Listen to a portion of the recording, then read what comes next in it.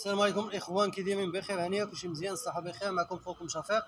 وبعض الاخوان قالوا لي بان كيبلاصيو في السيلندر، كيبلاصيو في البيستون، في الكيلاس، كيشدوا الكراج ديالهم، ولكن المشكل اللي كيلقى لهم هاد البينيو هذا اللي كيبغيو يخشيوه بلاصتو، يتبلاصا بلاصتو، ما كيعرفوش ليه.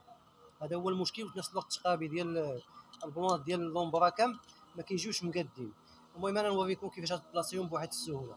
اول حاجه البينيو ديالنا كتشدو بهذه الطريقه بحال هكا، كتجيبها واحد الطرنوفيس كديرو هنا وكتدفع بحال هكا، تدفع مزيان بحال هكا، يتبلاصا بواحد السهوله. هو تبلاصا بواحد السهوله، شتيه تبلاصا بواحد السهوله. ثاني حاجه بلاصه الفيلطاج ما جاش مقاد. اشنو دير بواحد السهوله؟ حيت لومبراكم اصلا راه خاويه.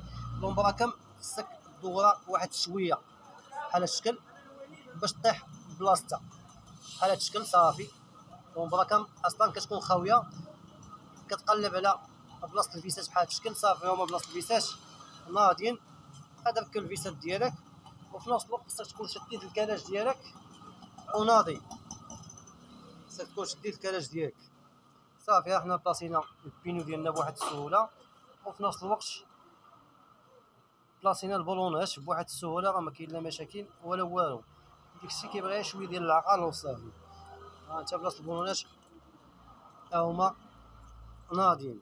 صافي تزيد البينو ديالك، انت ديجا تكون شديت الكلاج ديالك ناضي. هذا بالنسبه للكلاج راه هو هذاك ناضي.